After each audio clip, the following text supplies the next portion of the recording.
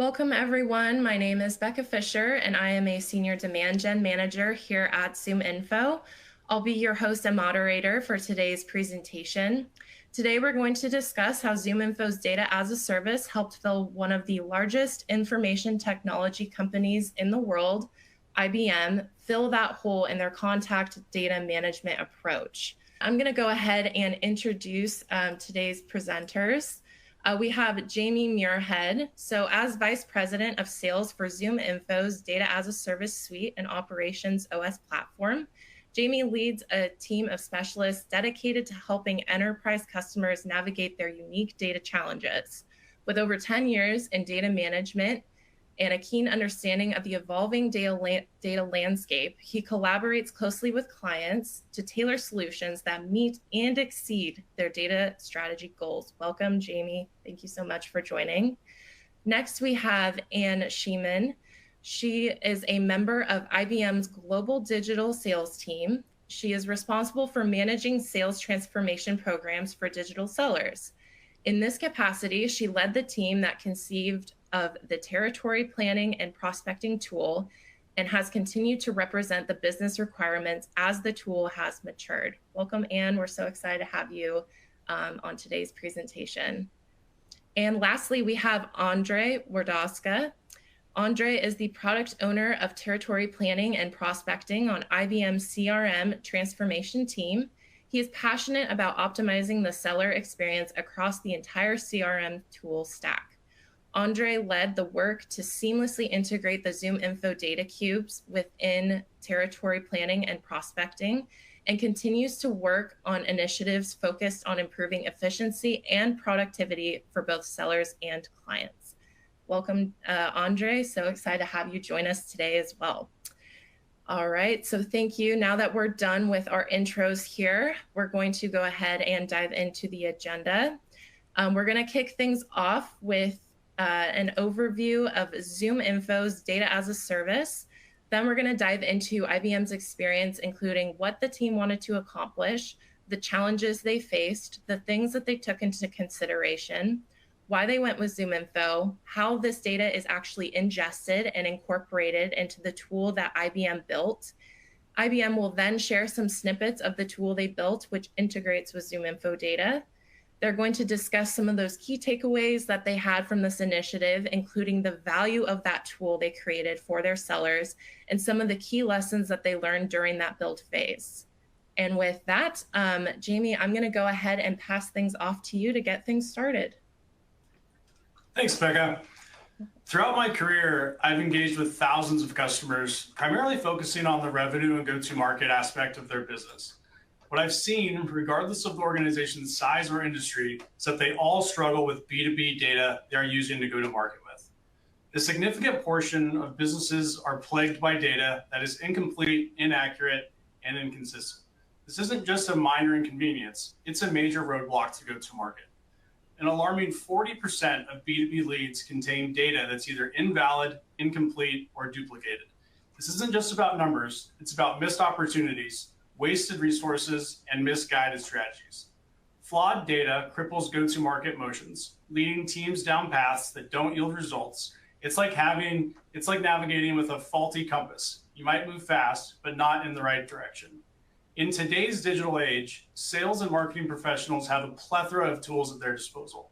While each tool offers value, they often operate in isolation, creating multiple sources of the truth.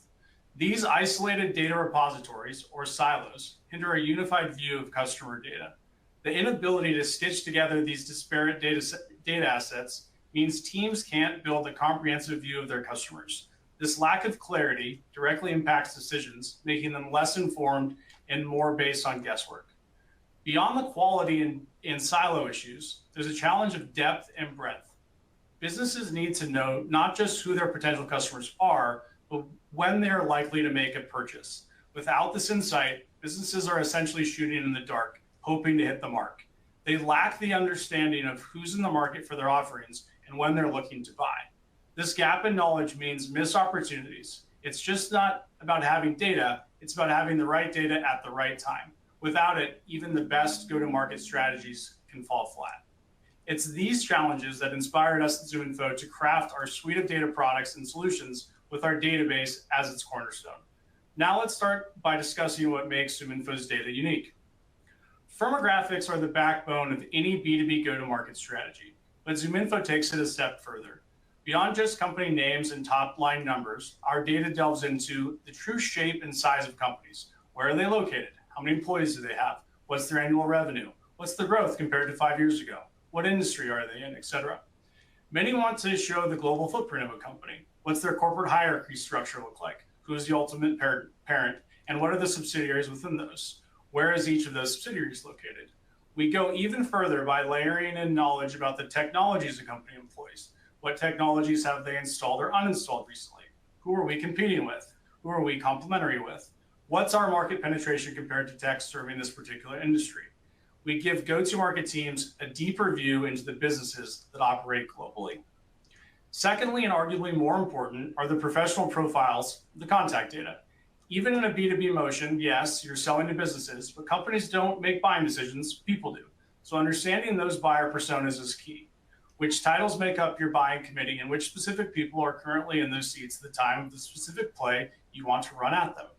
ZoomInfo profiles over 300 million business professionals and has them linked to those specific companies. For each of those contacts, we have direct contact information, names, emails, phone numbers, career insights. What's their seniority? Where do they sit within the organization? How long have they been within the organization? Where did they work previously? What department are they in? How big is that department compared to those at peer companies? What is their place in the company's hierarchy, et cetera? We're not just providing contact data, we're providing context.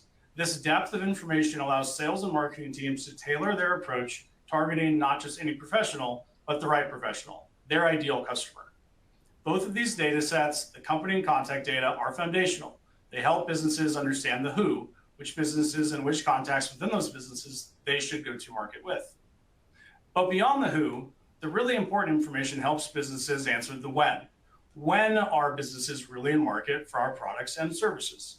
ZoomInfo has invested heavily into our differentiated signal data, which provides hyper-dynamic, time series bound data sets that provide insight into potential market movements.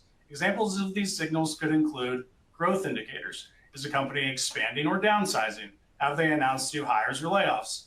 Buying patterns. Track if they're opening new offices or closing new offices. Are they visiting your websites? Have they recently secured new funding? Did they recently integrate a new technology that complements or competes with yours? These signals, among many others we provide, are signals ZoomInfo is able to aggregate and serve up to sales and marketing teams to really get a good pulse on the market, to anticipate or react to potential opportunities or even threats.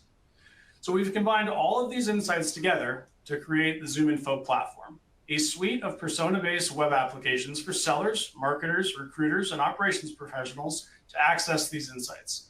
We built all of these around a centralized revenue operating model. The solutions on the left are what ZoomInfo is best known for in the marketplace, but the landscape is shifting.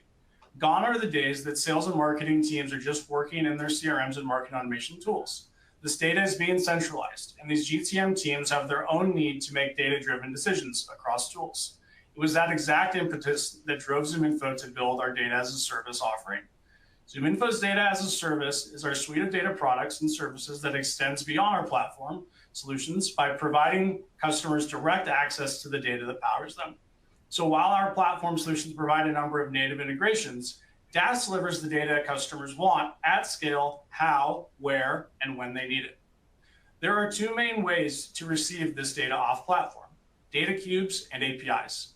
Our data cubes are massive, pre-built, and customizable data sets of our firmographic, hierarchy, contact, intent, technographics, and more. These are refreshed and delivered on a recurring basis, either as a flat file or direct delivery into the customer's cloud environment, whether that's Snowflake, AWS, Google Cloud, or Databricks. We have tight partnerships and native integrations with each of these cloud leaders. The other way to access ZoomInfo data at scale is through our APIs, which is ideal for those wanting full flexibility and control of the data. They want those real-time insights and the ability to customize integrations across existing systems, applications, and workflows. Effective sales and marketing motions are anchored in robust customer data. However, it's not just about executing a lead generation campaign or purchasing a list for digital ad displays, there's a deeper analytical dimension where go-to-market teams strive to understand their customers' needs. Enterprise analytics teams are typically sit within GTM orgs, are trying to understand and expand their total addressable markets with the goal of going to market in a more efficient way. Here are some of the most common use cases for DaaS, but today we're going to focus on IBM's specific use case. IBM sellers had too many sources and tools to get client information from, and they were missing critical firmographic data needed to understand the white space in their total addressable market. All their sellers were and are leveraging our SalesOS platform. IBM wanted to access the data they needed directly at scale to solve for the use case highlighted above. And can you introduce yourself and set the scene as far as what IBM's challenges, goals, and considerations were?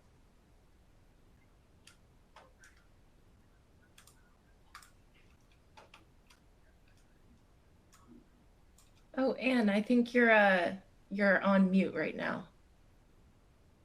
All good. My apologies. I was on mute, not doing too well with the new interface here. Sorry. So yes, Jamie, thank you very much.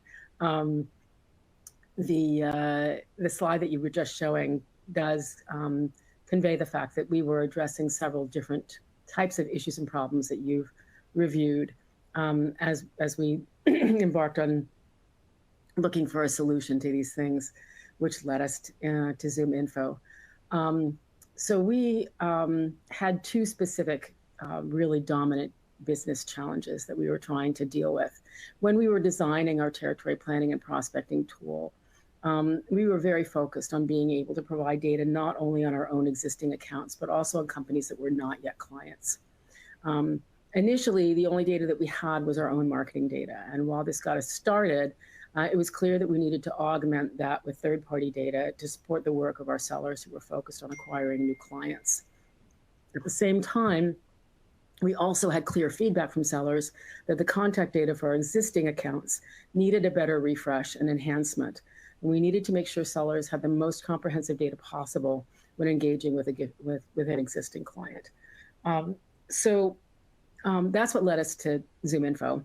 Let me just ask Andre if he could just step in for a minute and talk about the fact that once we made the decision to use the ZoomInfo data to address these challenges, we did have some technical challenges that we needed to face. And so maybe, Andre, you can just say a word about that before we go a little further. Sure, thanks, Anne. So my role on this project was really to understand the business requirements and the desired seller experience.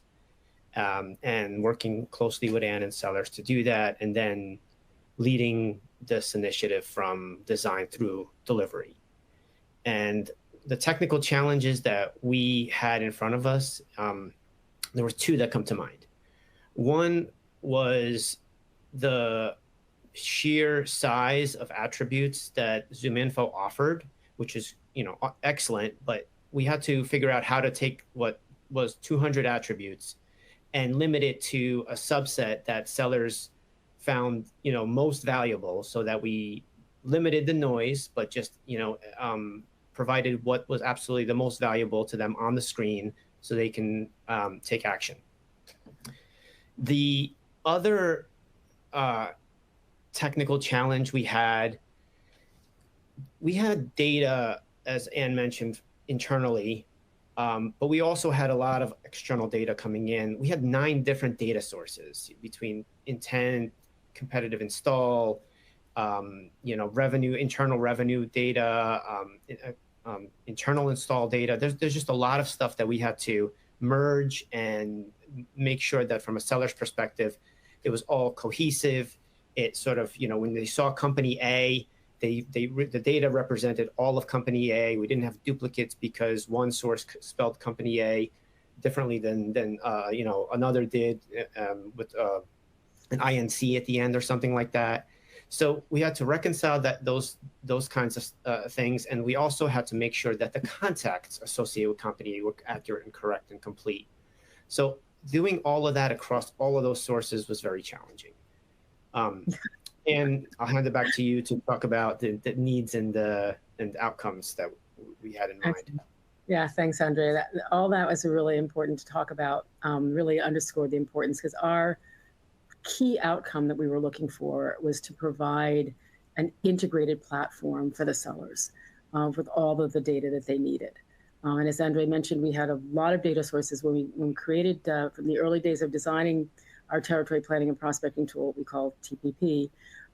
It was to bring together all of these disparate data sources into a single tool so that the sellers had the power of the integrated data. And when we started to approach the issue of bringing the ZoomInfo data into this platform, it was again a question of how do we align all of this? How do we provide the sellers with that integrated experience so that when a seller goes into the tool, they don't know or care where that data came from. What they want is something they can go ahead and use. And that meant that they would go into the tool, they would see the data there. You'll see a screenshot of this in a few minutes. And it's totally seamless to them. Is that internal data? Does that come from system one? Does it come from system two? Does it come from ZoomInfo? It absolutely makes no difference to them. And so we had to provide them with that ability to say, looks like it all comes from the same source to me. It's just, it's all there in TPP. So that was our major outcome that we wanted. The other thing that we wanted to be able to do, and this was a really critical piece of integrating the ZoomInfo data, and our sellers do use the ZoomInfo tool itself as well. But in TPP, when we were able to bring the data into the tool and integrate it, we were able to run our own internal analytics on the ZoomInfo data as well. So we were able to provide our sellers, with recommendations on IBM products, that is recommendations that are based on our own internal analytics. And that is something that is very valuable to the sellers, which is part of the seamless experience of the tool of integrating the ZoomInfo data that they don't have when they go into the ZoomInfo interface itself. So that was very important. Andre, you want to pick it up here from here? Sure.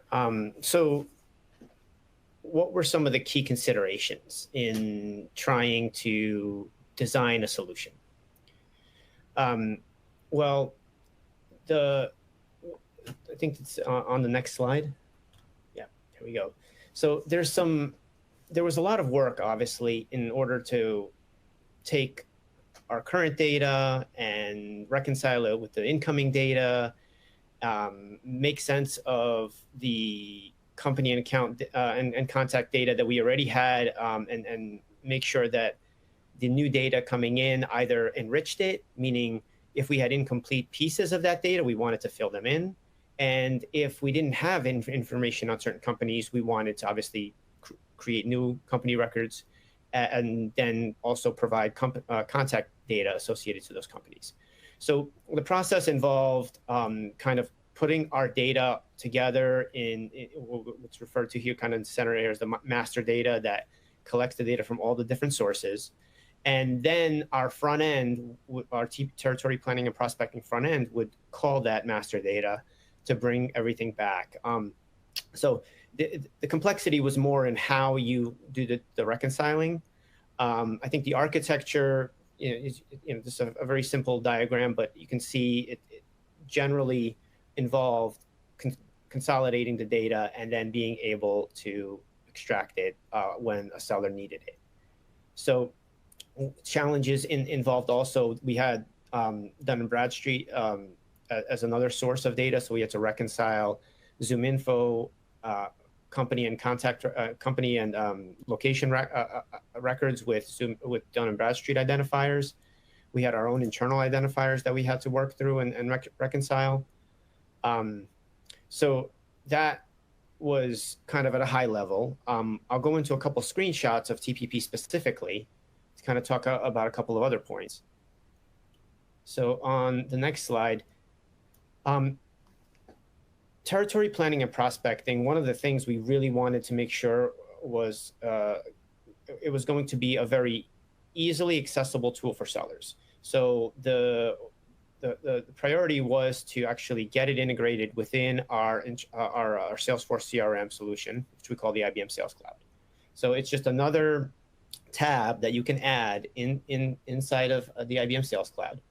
And sellers, once they click on territory planning and prospecting, they will see this view of a list or a dashboard page with a bunch of lists on them. Within here, you can, as kind of the first point shows, you can create a list. Well, the first point talks about the integration. The second point is about being able to view or copy any lists and share any list with other sellers. And the third point here is about being able to create a list. And once you create a list, there's a choice to make. Either you're looking internally for companies that we already have accounts with, or you're looking externally for companies that we don't. And it's just a matter of whether we have internal identifiers for those companies or not. So sellers will kind of go through that workflow of first figuring out what subset of data they want to focus on. And then once they do, they'll kind of they'll see a screen like this. They'll create a list. They'll have dynamic filtering as an option. Well, they can look at and filter by different types of attributes, whether it's industry, employee count, company revenue, things like that. The other thing to note here is we did some pre-filtering. ZoomInfo has 200 million companies that are offered, right, in the data as a service solution. If that's, maybe it's more now, I don't know, but it was 200 million or so when we looked at it. And obviously that's a big number. Not all of those companies our IBM sellers would want to sell to. So we had to sort of figure that out, what's the right subset to kind of curate and bring into TPP for sellers to see. And we used revenue thresholds. We also looked at quality tiers that are both available within the ZoomInfo data. And we also looked at companies that only had contacts. And we used that as the basic criteria for what to bring in. So that 200 million became 16 million. Still a very, very big number, but much more manageable. And once sellers have those companies there, they can use this filtering to further, look at very large territories and reduce them and get to a smaller number of companies and potential prospects for them to reach out to. Once they then identify those companies, they have the ability to see the associated contacts by hitting that switching to contacts button. And they also, in this section for contacts, will have dynamic filtering to further look at specifically what the types of contacts that they want to see based on job-related information, based on location, based on permission, things like that. And then there's also information about marketing interactions. So if there were marketing interactions, different signals or interests that we were recorded within our systems, we can present that and they can filter by it. The data, again, is merged from all the different sources. So internal data coupled with external data. And then once the set of contacts that the seller is interested in reaching out to and doing some outbound campaigning to is identified, they can select those contacts and then they can import them into our CRM or into SalesLoft. And that's kind of what point 4 here shows. Let me see. I think that's it. So let me switch over to the next section, which I think we were going to cover the value delivered. Okay, so the value from a seller's perspective, we've gotten a lot of feedback. Sellers love having all this data in one place. They really enjoy using territory planning and prospecting. They love all the additional contact data. They love the additional LinkedIn URL attributes and just the ease of use. It's been very positive. The sales leadership was a lot of the impetus and driving force behind this was sales leadership. So they have completely championed TPP and promoted its use very heavily. So I think it's been a really good story with our sales force and how they use this tool. The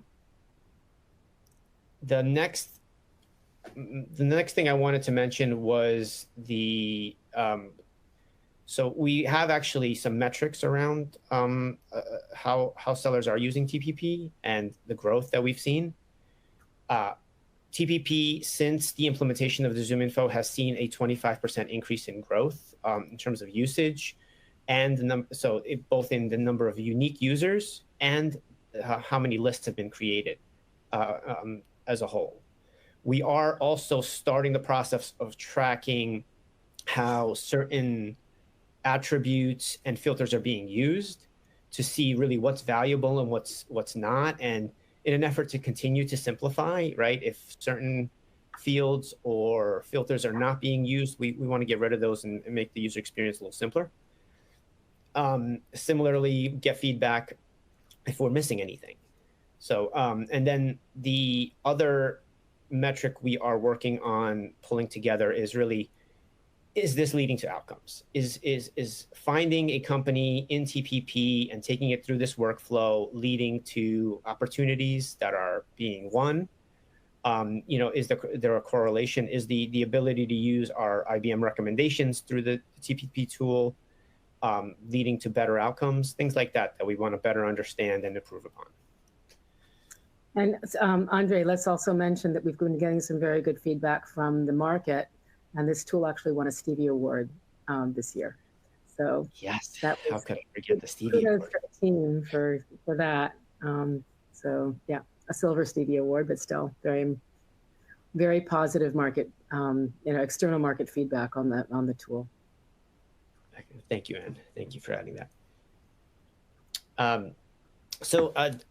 My last few comments in terms of future growth.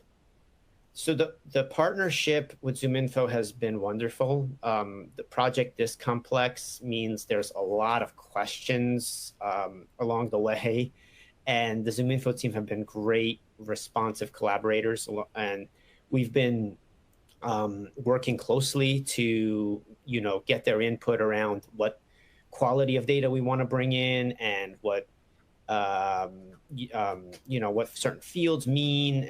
So we're going to continue to work together to kind of continue to build up capability. And some of the things we're working on now are things like we want, and we've asked for more frequent data refreshes. So we've moved from a quarterly refresh cycle to a monthly refresh cycle for our contact data.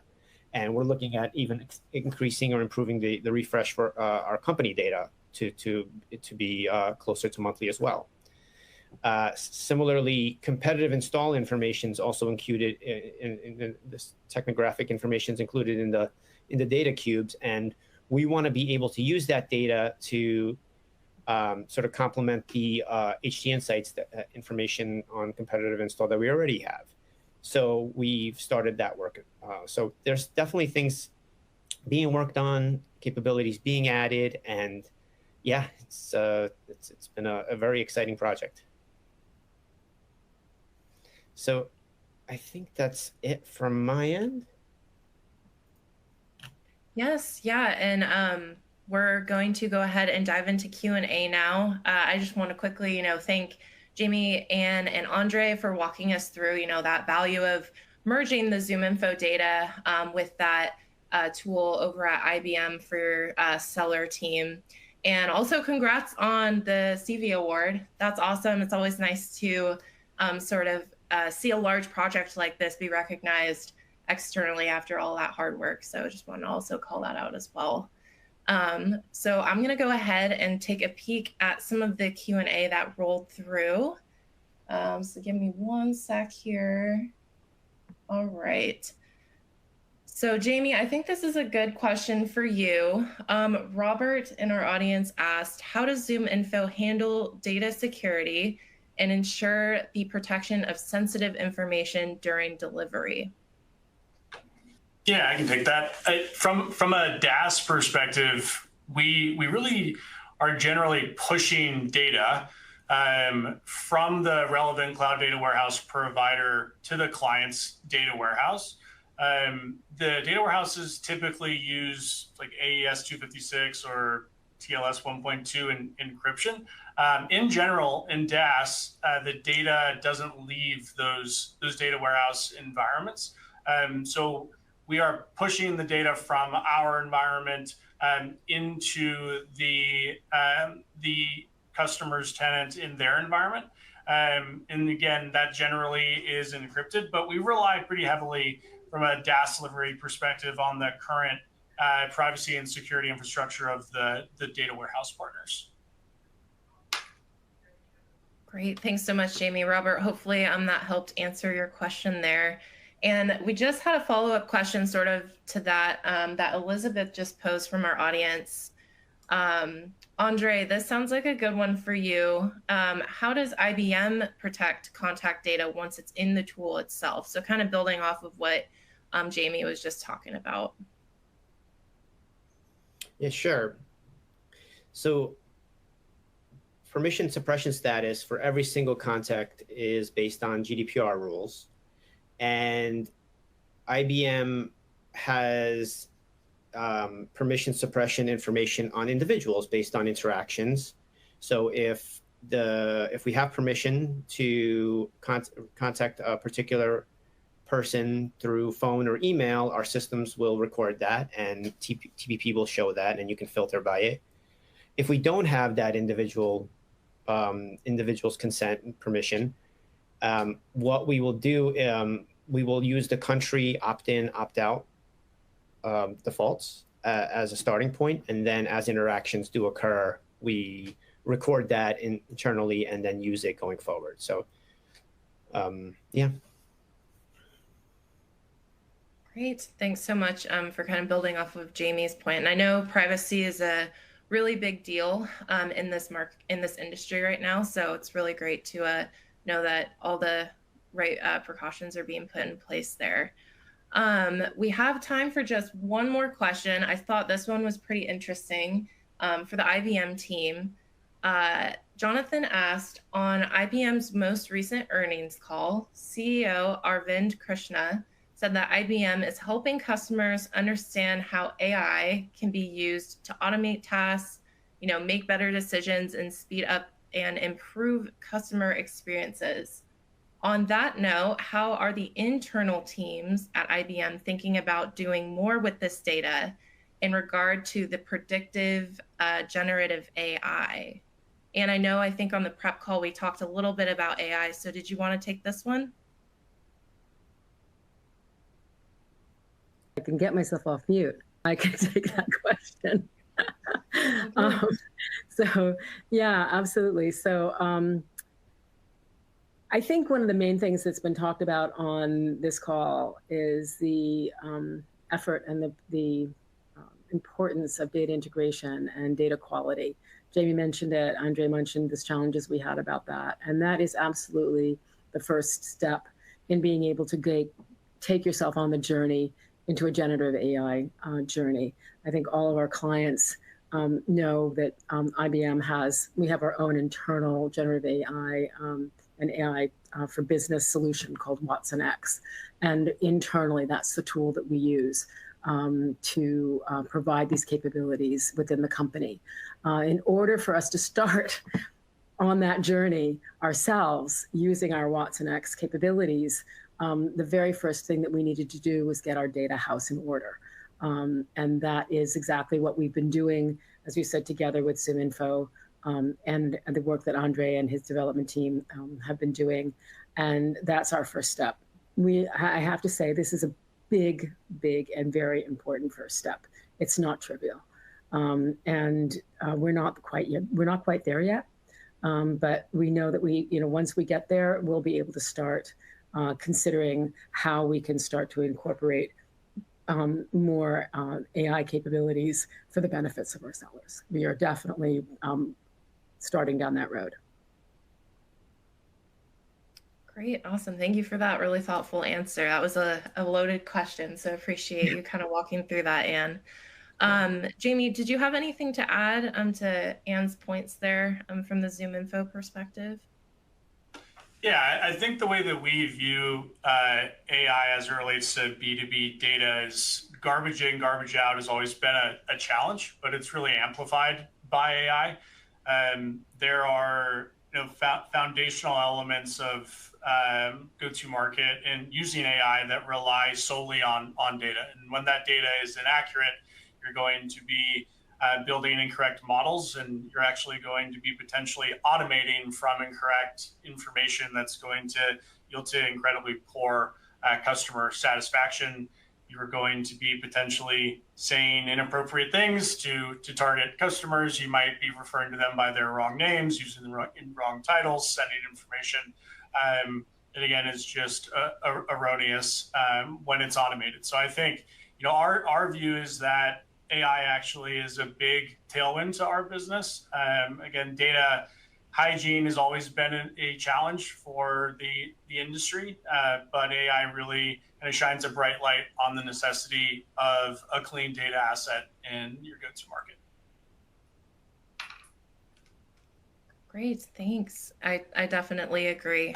Starting with the good data, having it constantly updated is definitely going to help power those better experiences and prevent sort of, if there was something erroneous sent out, prevents that damage of that relationship there with the prospect or customer. And let me just jump in and say that this is why the partnership with ZoomInfo has been so valuable to us at IBM, because this is work that takes the collaboration in order to get it done when you're integrating third-party data with your own in-house data.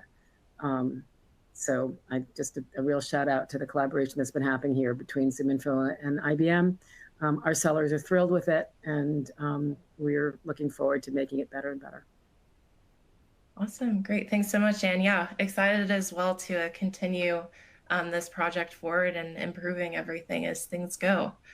So that's all the time that we have for today's session. That was a very packed presentation. So appreciate Anne, Jamie, and Andre for coming in and sort of shining light on the value of ZoomInfo Data combined with that tool for IBM sellers that they built. Friendly reminder to our audience that you will receive the recording of this presentation within a couple days of today. So if you want to share out again with your network, more than welcome. Revisit anything, more than welcome, of course. And until the next time, we will see you at the next ZoomInfo webinar. Thanks so much for everyone joining.